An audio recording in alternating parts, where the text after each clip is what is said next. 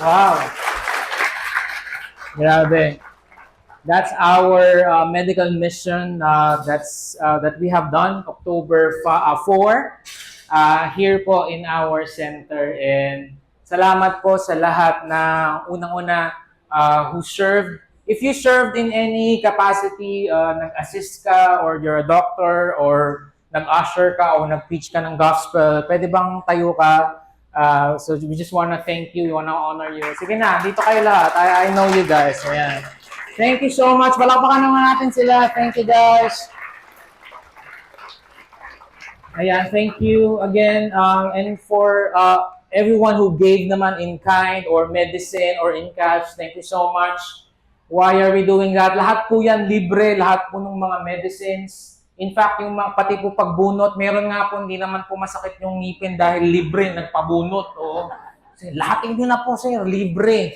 And then thank you. Lahat po yan ay ba't po natin ito ginagawa? We want to have an impact in the community. Number one, we're not just a church here. Gusto po natin na nararamdaman po tayo ng community, ng ating city. And also, that's to preach the gospel to them. If you have seen, we have preached the gospel to them.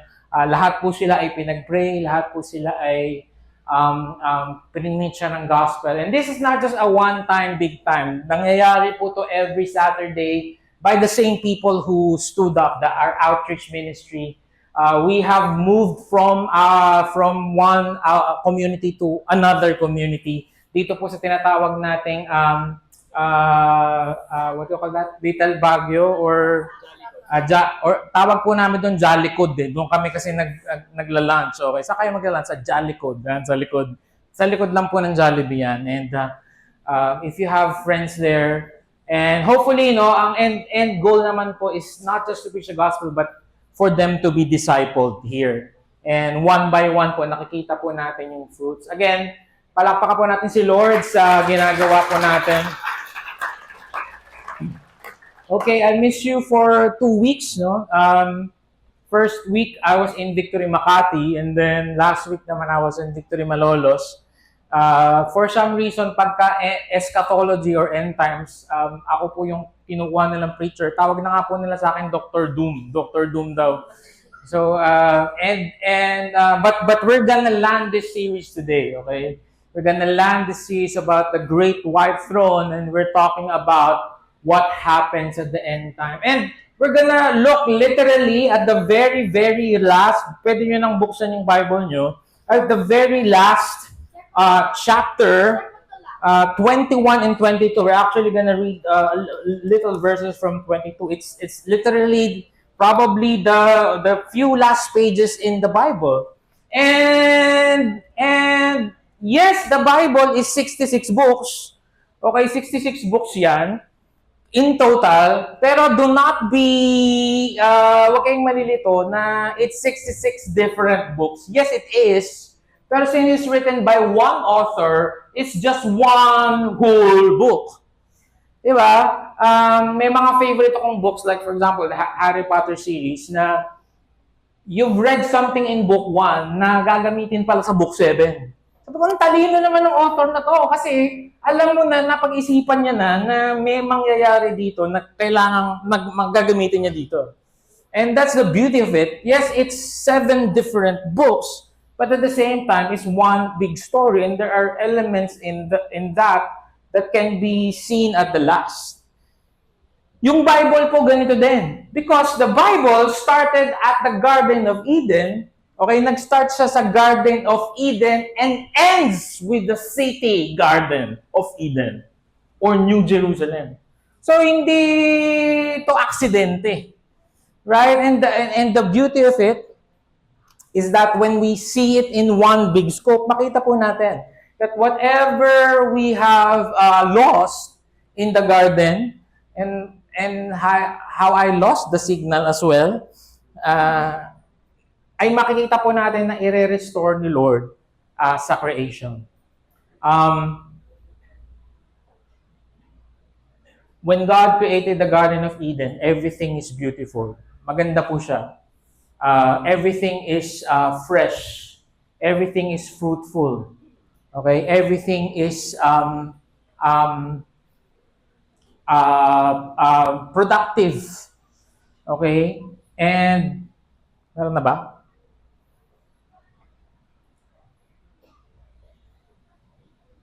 Paklik na lang muna ng isa.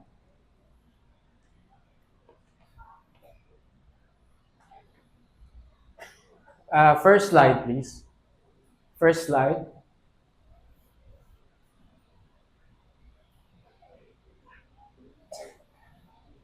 And how can something be like this turn into this? Next slide.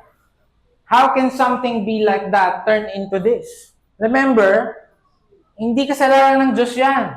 Pinagkatiwala yan sa atin. Ang sabi kay Adan, Adan, eto na, hindi ka na magugutom kasi lahat ng kailangan mo nandito. Okay? Hindi ka na mauuhaw kasi may river of life there. I'm gonna talk about that later. Alright? Pero, pangalagaan mo, hindi mo lang pangalagaan, hindi mo lang siya gagamitin. You be fruitful, multiply it, to subdue it, to take dominion. Ibig sabihin, what I have given you, take it to another level. Well, because of sin, we did the exact opposite. Look at that. Look at that plastic that's gonna be there for centuries, okay? The violence that we have seen in media, the corruption that we have very, very evident ngayon, the poverty, and look at what we have done to the creation of the world. And you can say, hindi naman kami yun, pastor. Bakit? Hindi ka ba nagtatapon sa labas? Hindi ka ba parte ng whatever that? And all of that, sama-sama po tayo dyan na may contribution tayo on why we have come to this place. And the question actually that baffles us maybe is that how can something be broken? How can something be perfect and now broken? How can it go back to being perfect? Di ba, pag may paborito kang damit or shoes, na sabi mo, ito na lang yung shoes ko forever, okay na to. Kaso lang nadumihan, kaso lang nagalusan. And kahit anong gawin mo, it can never be renewed eh. You can clean it, but it's not as good as it is. And nakakainis kasi okay ka naman na dun eh. And, can we ever go back to the garden? May nagtanong po sa akin just 2 weeks ago in one of my classes that I'm teaching. Sabi niya, why is God like that? Bakit ba niya tayo pinaalis sa garden?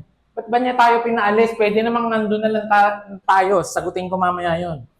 At ang tanong, makakabalik pa ba tayo? Kasi merong Gundam dun sa labas. Merong Gundam dun, bawal pumasok. Okay, ispadahin ka niya pag pumasok ka.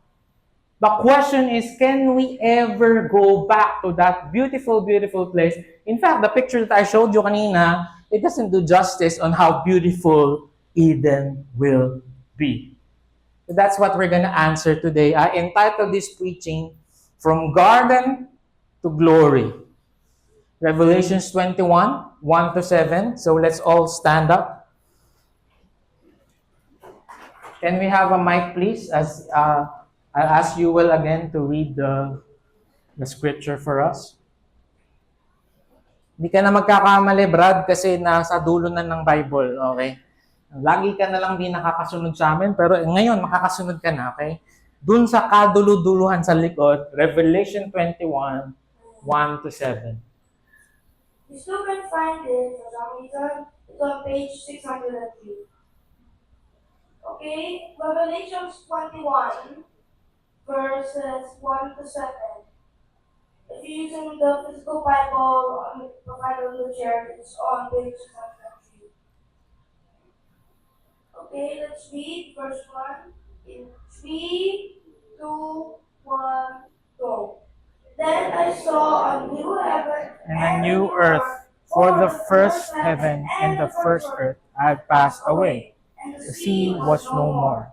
And I saw the Holy city, New Jerusalem, coming down out of heaven from God. prepared as a bride adorned for her husband. And I heard a loud voice coming from the throne, saying, Behold, the dwelling place of God is with man. He will dwell with them, and they will be his people, and God himself will be them as their God. He will wipe away every tear from their eyes, and death shall be no more, neither shall there be nor mourning, nor crying, nor pain anymore, for the former things have passed away. And he who was seated on the throne said, Behold, I am making all things new.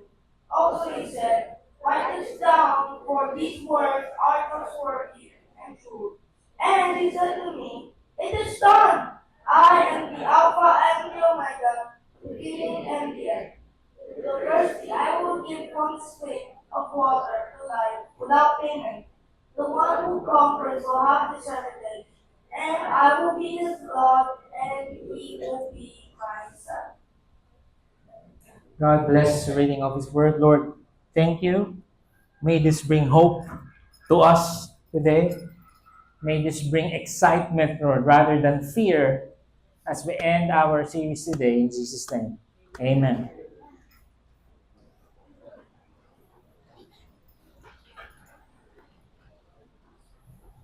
To fully understand this, we have to go back all the way. Ano bang nangyari sa Genesis?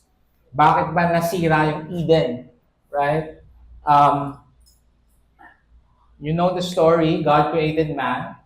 And the very first commandment is actually hindi nga huwag kainin. Sabi ni Lord, the Lord God commanded the man saying, the command nga is to surely eat. Sabi niya, you may surely eat. Ang dami-daming prutas dyan. Ewan ko kung ano ba yung prutas nyo. Kami kasi, mga prutas namin sa bahay, pomegranate, dragon fruit, mga ganun. So, sabi niya, lahat ng gusto mo, grapes ba, mangga ba, banana ba, whatever, it's there. Okay, pero yung isang nasa gitna dyan, dalawa dyan, tree of life, tree of knowledge of good and evil. The tree of knowledge of good and evil, do not eat it. Because when you eat it, you surely die. And maybe you're asking, ano ba naman si Lord? Ba't ba naman kasi KJ siya, may pinagbawal pa siya. Tuloy, nagkakasala tayo. Hindi niya ni-randomize yun, hindi siya nag-ini-minimine mo. Sige, pili lang ako ng isa na wag. Ini-minimine mo. Ito na lang. Huwag mo ito kakaunin yung lansones. Huwag to. It's not like that. Right? Ano ba yung knowledge of good and evil? Right? Pag kinain mo yon, hindi ka na magtatanong sa Diyos eh. Hindi mo natatanungin kung ano yung tama at mali kasi alam mo na. That's a symbol of self-sustenance. That's a symbol of independence, moral independence. Self-definition. Gusto ng tao, gusto ni Adan at Eva, sila yung nagde-define ng mga bagay. Okay, ayaw nila na nagtatanong sila kay Lord. So tama lang na yun yung huwag kainin. I mean, I have 3 children and I love how Boaz will ask me things because he doesn't know. Dad, what is this? Dad, what is that? Dad, what is this? Dad, can I do this? Dad, can I do that? Mom, can I do? Diba? And because you're the parent, ang sarap ng feeling. Now, immediately, Adam and Eve, they don't know what that. Ayaw mo na nang tatanong. Gusto ko kami na lang magdidesisyon para sa sarili namin. And they ate it. And because of that, curse came into the world. To the woman, he said, I will surely multiply your pain in childbearing. In pain you shall bring forth children. Your desire shall be contrary to your husband, but he shall rule over you. Ang role talaga ng women is to nurture life. That's really the role. Pero dahil sa sin, it's now a damage. Yes, mag-nurture ka pa lang ng life, manganganak ka pa din, pero masakit, mahirap. E di sana kung hindi tayo nag-sin, di yung mga buntis, may mga buntis ba ngayon? Taas kamay, sila Sarah, di ba? Buntis, ayan, di ba? Di sana si Sarah naglalagay, ay, nanganak na pala ako. Gulat ka na lang kasi walang pain eh. Walang, aray! Tatakbo na kayo sa... Wala nang gano'n, magugulat ka na lang. Ito pa. Okay, ito talaga. Tingnan nyo ha. Your desire shall be contrary to your husband. Kaya naman pala lagi kayo nakakontra. Kaya pala. Curse pala yun eh. Ayan o. Your desire shall be contrary to your husband. Pag sinabi ng husband mo, sige, pula tayo, pula. Hindi, gusto ko blue. Triangle tayo. Hindi, square. Kaya naman pala naiintindihan ko na. In NIV, sabi doon, your desire is to rule over your husband. Gusto mo ikaw yung boss. You see, there should be harmony and unity in the family and the effects of the fall. Kaya mga mister, maghunos dili ka, okay? Pare-parehas tayo. Right? The reason why they like that, we're all fallen creatures. Right? Okay? Pero mga wife, pag mong gamitin, curse na ako eh! So, wag. Mamaya pa explain ko yan, okay? Pero mas maraming sinabi sa atin si Lord. And to Adam, he said, because you have listened to the voice of your wife, wag daw tayong makinig pala dapat sa sinasabi nila. Okay. Hindi, ang ibig sabihin niya ito, ikaw nga yung leader eh. Di ba, alam mo yung nagturo siya? Adam, bakit mo kinain? Hindi ako asya. Sabi ni Lord, ikaw yung leader eh. Ikaw in-assign ko dito. Kaya tayo din mga mister, okay, at the end of the day, kahit ano mangyari sa bahay, kasalanan mo. Kasalanan natin. Promise, totoo yun. Ikaw leader, sino leader? Siya po, makulit po siya. Ikaw pa din, nagpadala ka pa rin sa kakulitan. Baka nga ayaw kainin ni Adan talaga eh, kaso lang ayaw tumigil. Kainin na natin. O, sige na. Oh. Minsan nakakarindi. Pero kasalanan mo pa din yun pag narindi ka. Because you have listened to the voice of your wife, you have eaten of the tree which I commanded, you shall not eat it. Cursed is the ground because of you. The men are still called to work. The men are called to provide. But because of the fallen world, thorn and thistle, you shall bring forth you. You shall eat the plants of the field. By the sweat of your face you shall eat bread, till you return to the ground. For out you were taken, for you are dust, and to dust you shall return. Kaya pala, mga mister, kaya parang hirap magtrabaho. Yung parang, ano ba naman ito? Parang isang tuka. And I believe, no, iba-iba lang tayo ng stages, and iba-iba lang tayo ng multiplier, di ba? Pero I believe all of us ay isang tuka. Parang hindi ka lang mag-work ng isang buwan, mahihirapan yung pamilya nyo. I don't think merong isa dito na parang pwedeng hindi magtrabaho ng isang buwan. All of us. Tapos ang hirap-hirap magtrabaho, ba't ganoon? Kahit anong buong ka lang gawin mo, hindi na-fruit, it's not fruitful. Kasi pala, we're cursed. Hindi lang yun. Dahil doon, mamamatay tayo lahat. Babalik daw sa alikabok. Boom, boom, boom. Dum, dum, dum, dum, dum. Someone bites the dust.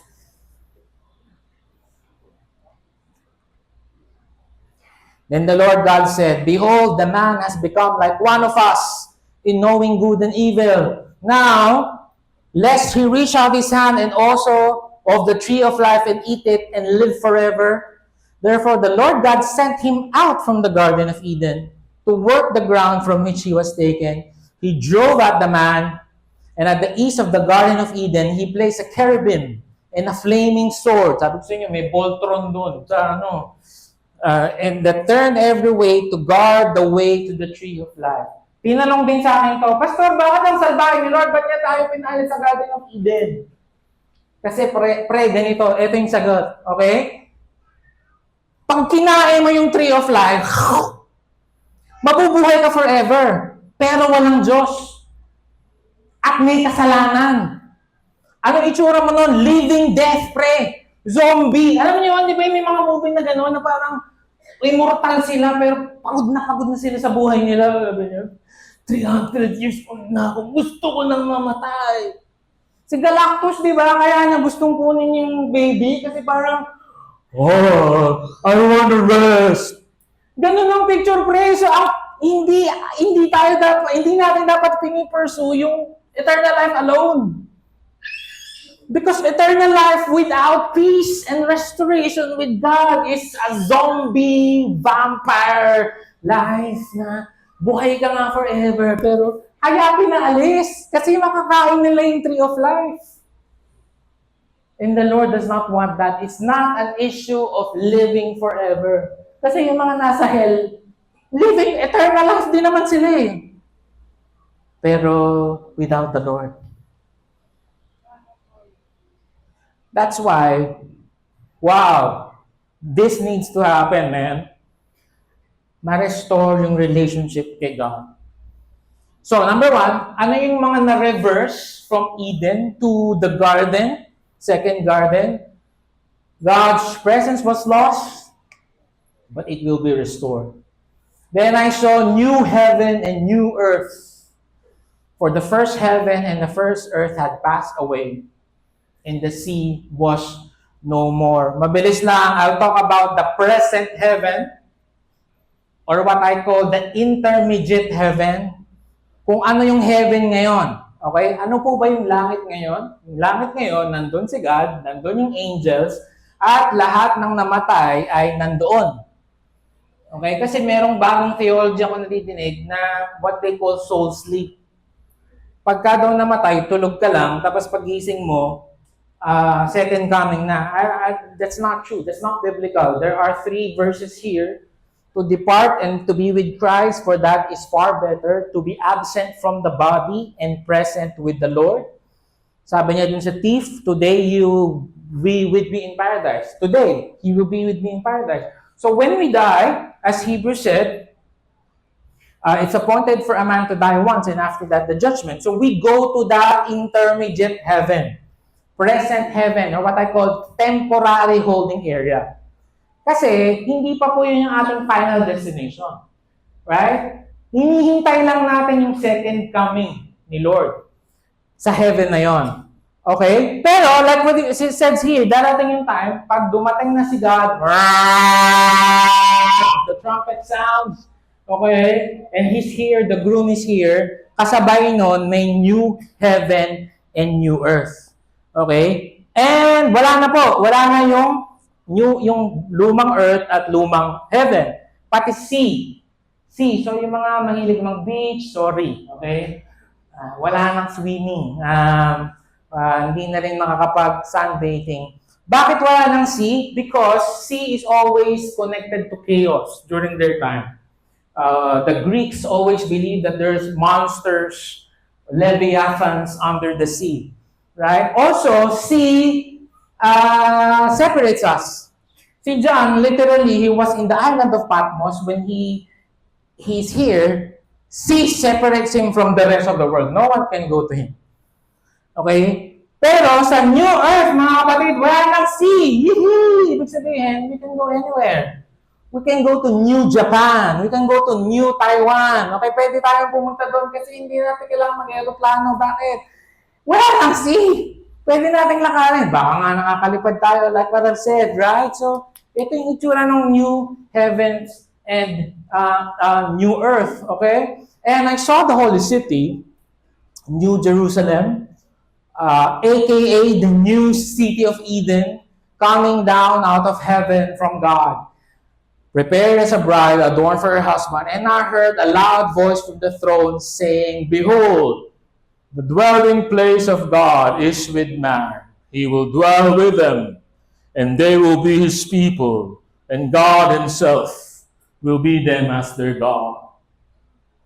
Look up here, guys. Nakakaiyak kasi from the very, very beginning, God wanted to be with us.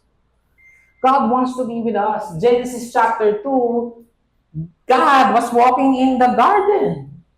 And just, dalawa pa lang sila doon. Hi, Adam. Hi, Eve. Pero kung hindi tayo nag-sin, hindi tayo nag-rebel, ganun pa din. Naglalakad lang tayo. Oy, mami, musta bro? I'm sure full siya. Oy, bro. Musta? Oy, hello. Pre. Ano musta? Basket, ganun. Yung dwelling place dyan, the translation actually is tabernacle. Behold, the tabernacle of God is with man. So ito namang si God, for some reason, wants to be with sinful people. Kaso lang, hindi nga pwede. Hindi nga pwede. Arte naman ni Lord. Hindi siya maarte. Parang it's his nature. Parang sinabi mo na, magsama yung ibon tsaka yung isda, parang gano'n, mamamatay yung isa, mamamatay. Kasi hindi niya nature eh. So si God cannot be with sinful man. So He created the way. In the time of Moses, in the Old Testament, may mga tabernacle. Like a place where God's presence is there. Pretty much what we have right now, okay? This is just a hall. Okay, pagka normal day, amoy pa ako dito dahil may nag-taekwondo, okay? Sorry, baka ikaw pala yun. So, pero pag Sunday, ramdam natin yung presensya ng Lord. Bakit tabernacle to? Do you get that? So when Jesus came, naiba ulit. Okay, hindi na dyan. We just finished that in the book of Hebrews. Eto, naiba na naman. Kasi ang mangyayari, okay, nung time ni Jesus, the Word became flesh and tabernacled among us. So ang itsura nito, mga kapatid, again, God withdrew from sinners, and then God dwells with His people. Pagdating ng new heavens, new earth, Emmanuel forever. Emmanuel completed. Okay? Emmanuel perfected. This is what we call the already but not yet. Okay? Nung nagtetelestai si Jesus Christ, Emmanuel, God with us. Pero not yet fully. Because we're still living in the world. And yes, the Holy Spirit is here and we feel Him, pero iba pa din yung actual na si Lord will be there. You remember the story of the Samaritan woman? Samaritan woman sabi, Lord naman, Jesus naman kasi hindi kami makapag-worship dun eh. Yung mga Samaritan po, dating mga Hudyo, yung ancestors nila, kaso lang na-inlove sa, marurupok sila, na-inlove sila sa mga hindi nila kalahi. Therefore, ginudge sila ng mga kalahi nila. O, hindi na kayo pwedeng mag-worship. Kami na lang. Mga true sons of Abraham.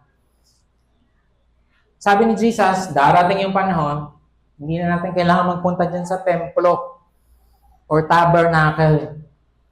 Darating ang panahon that we will worship the Lord God in spirit and in truth.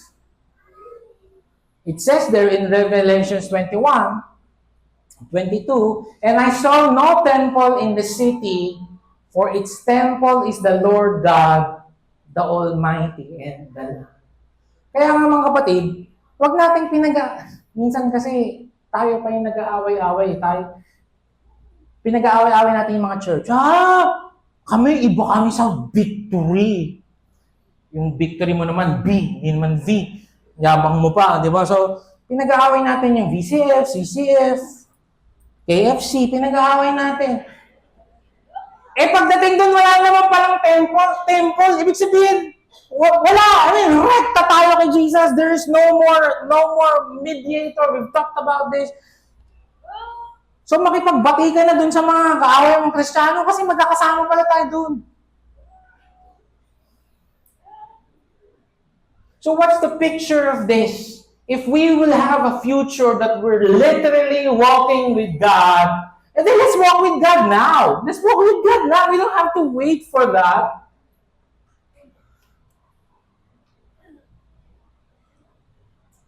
We don't have to wait for Revelation 21 for you to walk with God, because you can walk with God now. That's what Jesus did. Emmanuel, God with us. So now He can be with us. You can be with Him. You can walk with Him. Kung ito naman pala yung future natin, simulan na natin na. Number 2, the curses that I told you kanina was given or were given. Now it will be removed. He will wipe away every tear from their eyes, and death shall be no more.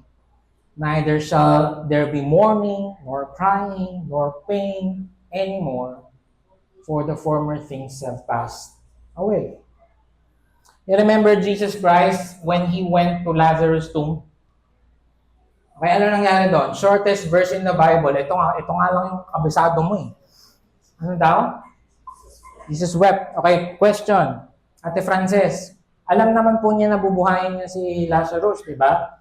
Bakit po siya umiyak? Siyempre, hindi ko naiintindihan kasi naka-face mask ka. Emotions, yeah. Tama din. Okay, pero ang totoong sagot, ano po ba ang totoong pangalan, complete na pangalan ni Jesus? Jesus Christ. O, di iiyak siya. Jesus Christ eh. Oh, ganun lang naman theology, Fred. Ganun lang, okay? Pero happy din siya sa madalas. Bakit? Bakit siya happy? Messiah siya. Masaya siya, okay? Ganyan lang mag-Bible interpretation, no? Simple lang. Tama yung sinabi ni Ate Frances, number one, kaibigan niya yun eh. Umiyak siya. Okay, pero I think the second reason, which is I think the much more valid, actually he did not just cry, he did not just like have tears. The Bible, the Greek word for the wept there is snorting like a horse. So itsura niya parang ganito.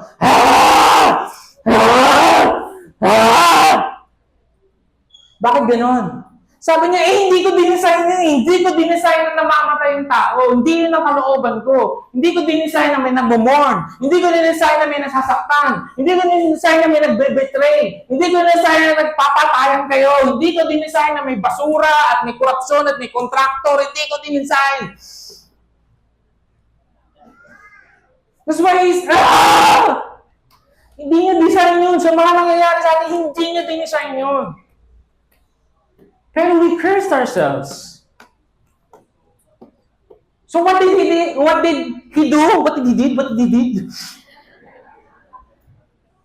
Ano ang ginawa niya para matanggal yung curse? Mga kapatid, sakit sa puso nito. Galatians 3:13. Christ redeemed us from the curse by becoming a curse for us. Sabi niya sa tatay niya, Lord, gusto kong tanggalin yung curse sa mga tao. Give it to me. That's why on the cross, ang sabi niya, Eloi, Eloi, lama sabachthani, why have you... Kala ko ba, you will never leave me nor forsake me, bakit hindi kita maramdaman? Why am I alone? Because the full wrath of God was given to Jesus at the cross. Woo! So that, darating yung oras, and again, it's already happening, but not fully. You will wipe away every tear from their eyes. Death shall be no more.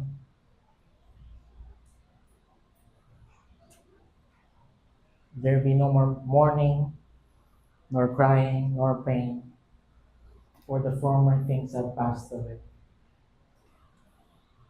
Think of all the loved ones that you've lost. We've lost. Kuya Bal.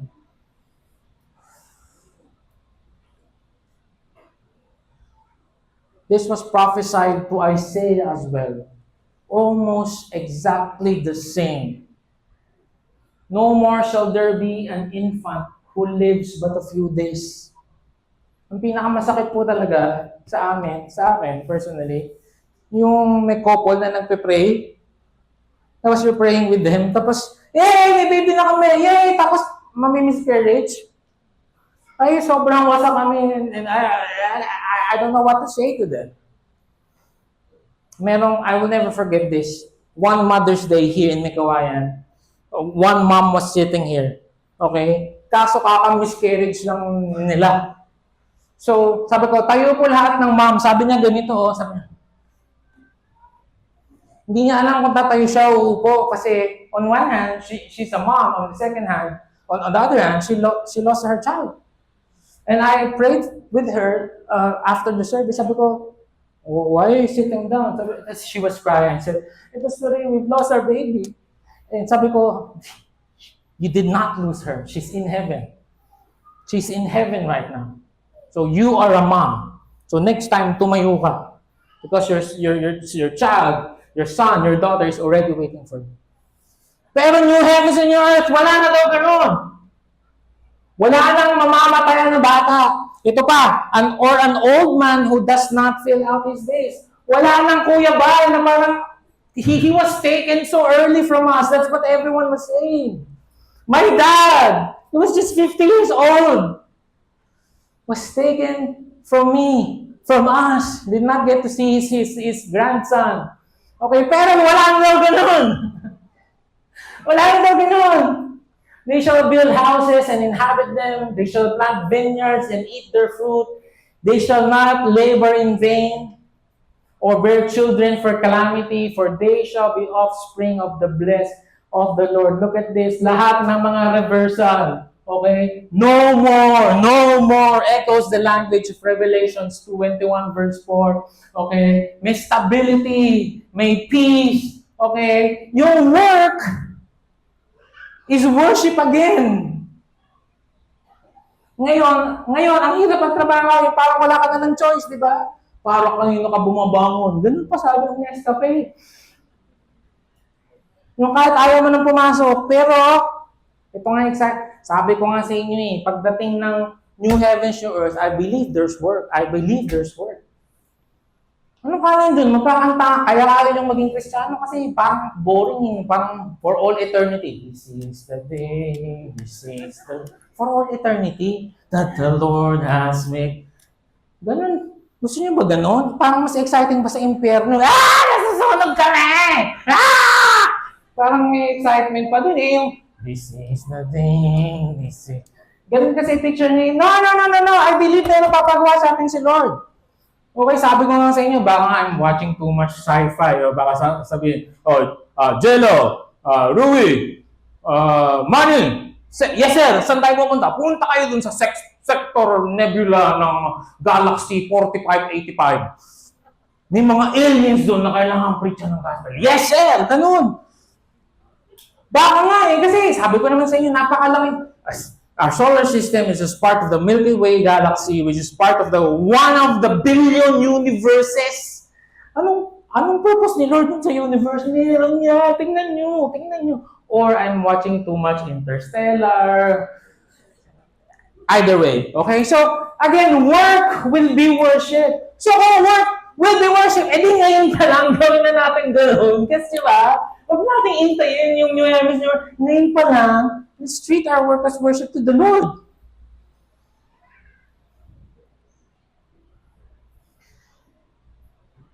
From the forbidden river and the fading light to the freely given river and eternal life. What is light and what is water? Well, basic needs of man. If you take out light, take out water, will die. Take out light, take out water, plants will die. Take out life, take out water, creation will die. At ang unang-unang ginawa ni Lord ay light. Let there be light. And in the garden, there's the river of life. Genesis 2 verse 10, a river flowed out of Eden to water the garden. And there it divided and became 4 rivers. Ang picture po niyan, ang plano po niya dyan, doon sa throne niya, sa Garden of Eden, the river of life will flow from the garden through all creation. Giving life, everlasting life to all creation. Okay, kaso, like parang said, pag ininom mo yun at may kasalanan, yun nga, vampire ka. Buhay ka forever, pero miserable. Ayaw ni Lord nun. Kaya sinarado na lang muna yung garden.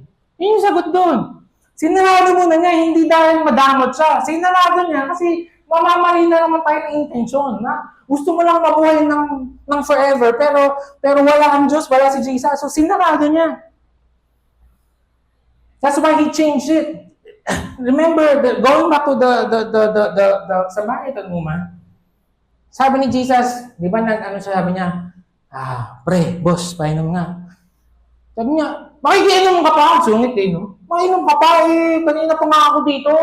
Pinaalis ko nga lang yung mga buisit na yung mga chismota na yan. Iinom ka pa? Sabi niya, kung alam mo lang kung sino humingi sa'yo ng tubig, bibigyan mo ko niyan. Kasi ako, meron akong unlimited water. At pag uminom ka doon sa tubig ko, hindi ka na makuha uli. Sabi ng babae, pahingin naman dyan, boss. Well, of course, she misunderstood it. But look, what is water? Water is something that gives you life, gives you meaning, gives you passion, gives you energy, gives you purpose. And for her, it's a literal water. Yun yung sinasabi ni Jade kanina, na parang, ano ba yun sa'yo? Kasi kung hindi si Jesus ang eternal water mo, pagdating mo ng langit, disappointed ka. Bakit? Wala doon yung hinahanap mo. Uy, kala ko pa naman, may collection ng kotse dito. Wala pala. What is that? What is that quenches your thirst? What is that gives you meaning, gives you life? Na kapag nakabili ka na ng bagong sapatos, yung parang ganun. Pag nakabili ka na ng bagong makeup, o kapag nakabili ka na ng bagong bahay, o kapag nakatayo ka ng bagong negosyo, o meron kang na-scam sa Facebook, what is that? I hope that we will change all of that to the true source of the living water. Ezekiel prophesied about this as well. Then he brought me back to the entrance of the temple, and I saw water flowing from beneath the threshold of the temple. And he said to me, this water flows towards the eastern region. And wherever the river goes, look at this, every living creature will live. On both sides of the river will grow trees bearing fruit every month. Pinagbawalan tayo sa river. Look at the new heavens and new earth. Behold, I am making all things new. Write this down, for these words are trustworthy and true. Mapapagkatiwalaan to, pray. Gusto mo ba yung demonyo? Naniniwala ka ba doon yung demonyo ngayon? Di ba ganyan na nga niya si Jesus? Sabi ni Jesus, gusto mo ba ng kayamanan ng bundong to? Haha! Bibigay ko sa'yo, i-worship mo lang ako. Sinungaling ngayon father of lies nga yun Maniwala ka naman doon na bibigay niya. Pagpapalit mo ba yun? But these words is someone coming from someone who's trustworthy and true. Mapapagkatiwalaan at totoo. Ano sabi niya? It is done. Mirroring tetelestai. Completion, again, already but not yet. It is finished. Sabi niya ulit, it is done. I am the Alpha and the Omega. Alpha, Omega ay first and last words of the Greek alphabet. So in our translation, I am the A to Z, the beginning and the end. I will give from the spring of the water of life without payment. The Spirit and the bride say, come. Come, and let the one who is say, come, and let the one who is thirsty, come, and let the one who desires take the water of life without price. Alam niyo kung ba't ulit-ulit? Without payment, without price? Dahil sa mundo natin, literally lahat may bayad eh. Literal na tubig, na mahuhukay mo naman sa bukal or sa ground, may bayad. Magkano yung isang maliit na gano'n? 25 pesos. Libre lang yun eh. May tinitinda ako dyan, mas mura. Mamaya paglabas nyo, kaya pala yun. No? Pero kahit literal na tubig, may bayad. Pero mga kapatid, sa new heaven and earth, you can drink freely to the river of life without payment. Why? Someone already paid the price for it.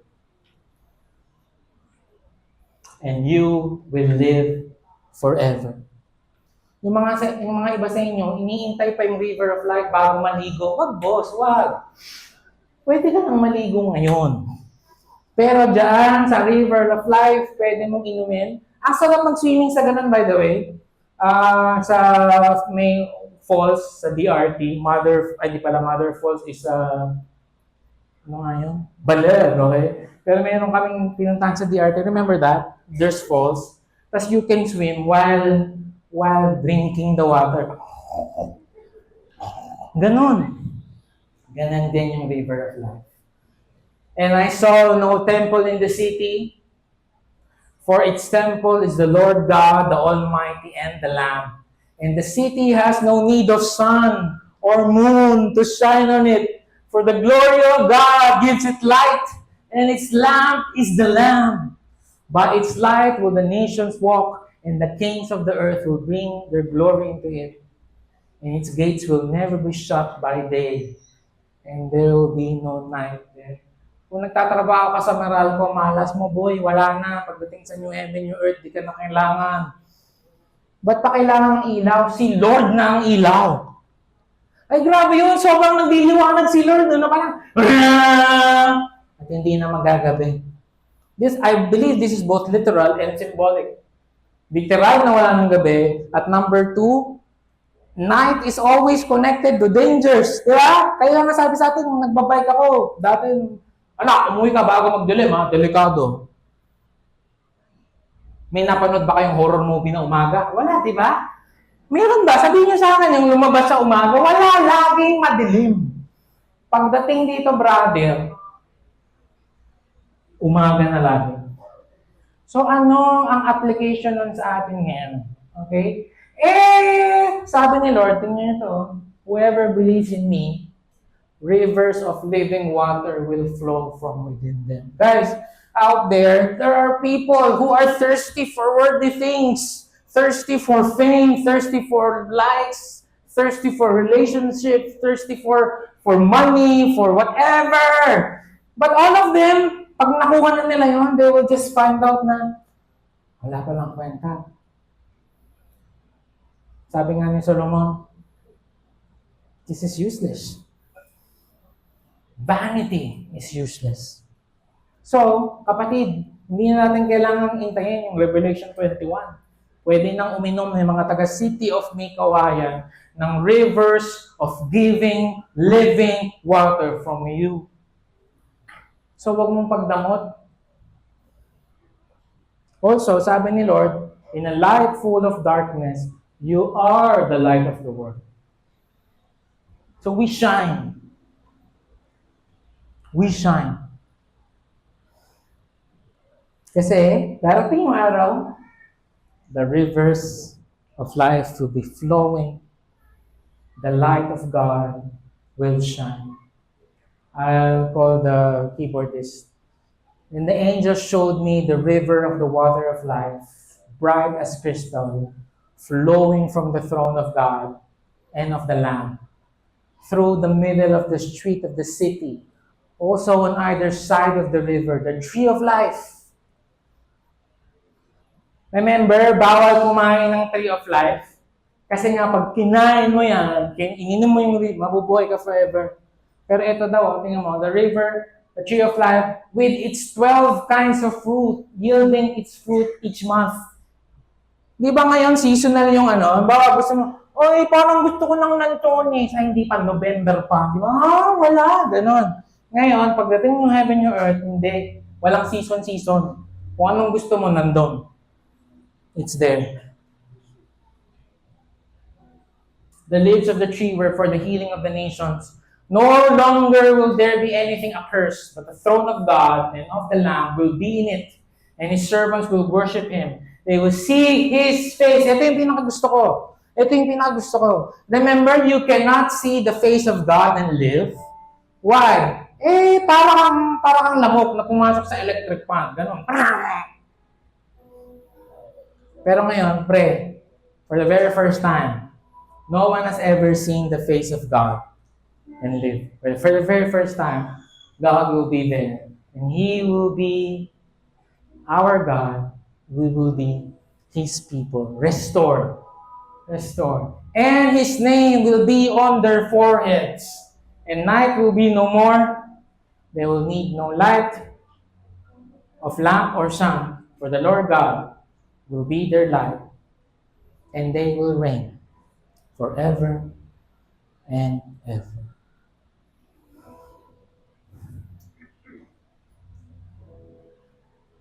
If you're excited for that future, pwede bang palakpakan mo si Lord?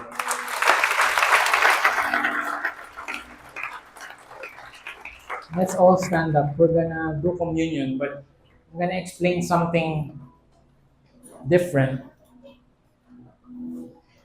week 1, I talked about the betrothal. Okay? And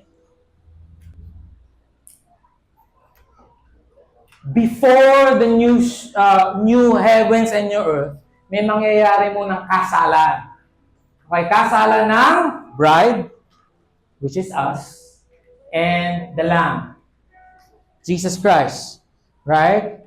Ngayon, nasaan tayo? We are in the period of betrothal. Sa panahon po nila, ang tawag po doon ay kedusin. Okay? Kedusin or erosin. So, ang gagawin po niyan, pagkakasundo ng pamilya, parang si Joseph and si Mary, pagkakasundo po nila yan, and then pag-uusapan. Right? Tapos, ito yung isang gagawin. Babayaran yung muhar. Okay? Ano ba yung muhar? Hindi to talaga kabayaran ng anak mo. Hindi mo binibenta yung anak mo. Pero sinasabi ng tatay, bawa ako, si Olivia, teka lang, ako nagpalaki dyan Tapos bigla mo kukuhanin, gano'n mo ba siya kamahal? Kakita mo sa akin. Ganon. Kaya nung panahon nila, and I think before, may ganito tayo as Filipino culture nawala na lang Right? So you can either pay it by money or pay it by service. That's why Jacob worked for Rachel and Leah 7 years each. Kasi pinapakita mo na muhar. Ngayon kapatid, hindi tayo pwedeng ipakasal sa Diyos. Bakit? Ang mahal! Sabi nung God the Father, hindi ko pwedeng pakasal yung anak ko dyan. Gusgusin yung mga yan, tsaka makasalanan. Ano ang muhar natin? His own blood. Muhar na muhar tayo ni Lord. Sabi ni Groom Jesus, muhar na muhar ko talaga sila. Sige, babayaran ko yung muhar niya. Ano ba? Ano ba ang kabayaran? Kamatayan. Sa krus. Sige, babayaran ko. Kasi gusto ko talaga silang pakasalan Gusto ko talaga silang pakasalan. And, pag nagbayad na ng muhar, tinanggap na ng tatay, alam yung gagawin nila? They will seal it with a covenant. They will drink wine. And that's where the betrothal becomes legal. Sounds familiar? Kailan nangyari yon? Anong sabi ni Jesus Christ? This is the cup of the new covenant. Whoever drinks this remembers me. So, mga kapatid, Last Supper pa lang, betrothed na pala tayo kay Jesus Christ. So, bride tayo ni Jesus Christ, pray. And as a faithful bride, what do? We get ready for the groom. We beautify ourselves. Right? We learn house skills. We do what he wants to do. We do not know when he's gonna go back. The bride to be doesn't know when the groom will come back. Hindi nga alam kung kailan babalik. Kaya nga may parable of the 10 virgins Okay? Hindi sila ready sa pagbalik. Pero as we do communion today, we're saying thanks to the Lord. Lord, salamat, binayaran mo yung muhar namin. That you purchase us from the enemy, purchase us from the curse, purchase us from a life without you, purchase us from eternity without God. Thank you.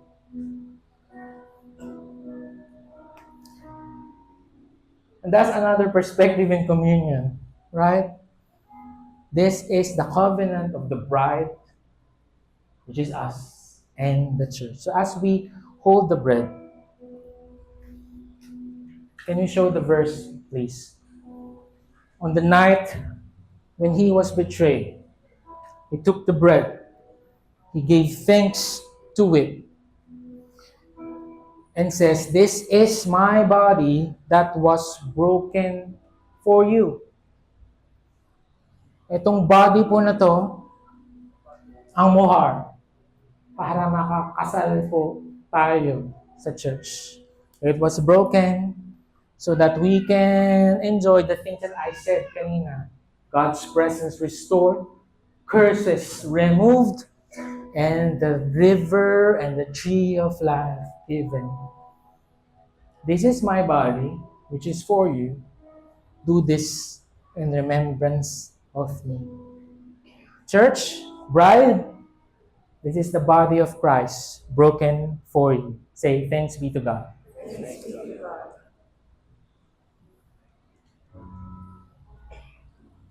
In the same way, after supper, he took the cup. He gave thanks to it. And he said, this cup is the new covenant. In other words, this is the covenant with my bride. I'm going to be betrothed to her and she to me. Whenever you drink it, do this as often as you drink it in remembrance of me.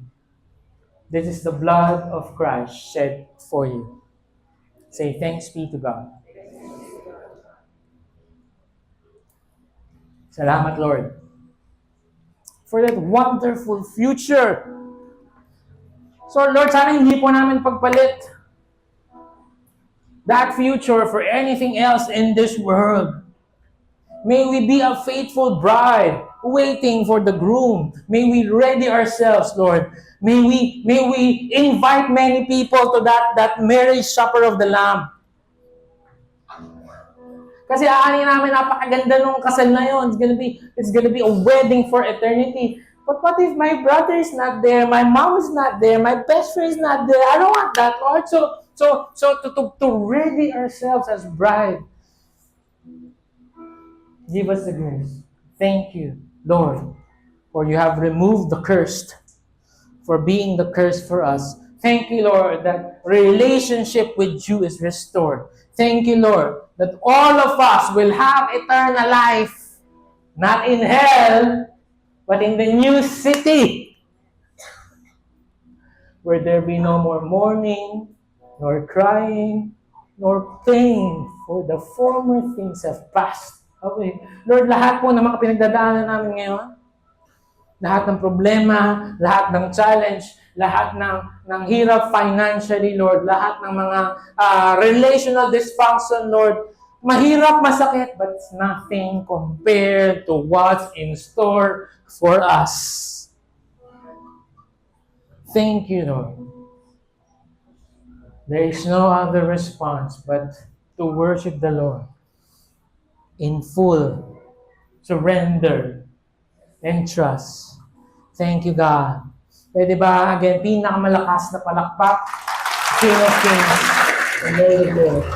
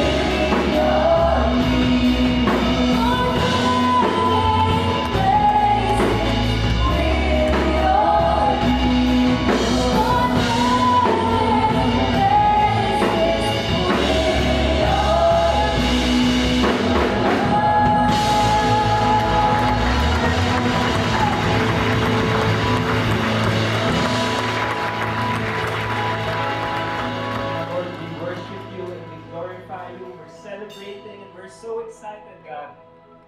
Till the day that we finally meet you, till the day that we are 100% with you. Physically, we will see you face to face, God. We're excited for the new city, yung restoration ng world namin. There will be no more diseases. Everything will be perfect, God. But more than those things, we are so excited for the very presence of yours, Lord. So we convince ourselves today that we will be with you someday. But even today, God, you are already dwelling in us and we are already excited. So Lord, tulungan niyo po kami to live our lives as if we are living that reality, Lord, that you are already with us. And Lord, help us to shine your face also to others as day to day we are witnessing, we are getting to know you more and more, and we are getting excited. Lord, help us to also reflect that to many more people. Thank you, God. In Jesus' name we pray. Amen.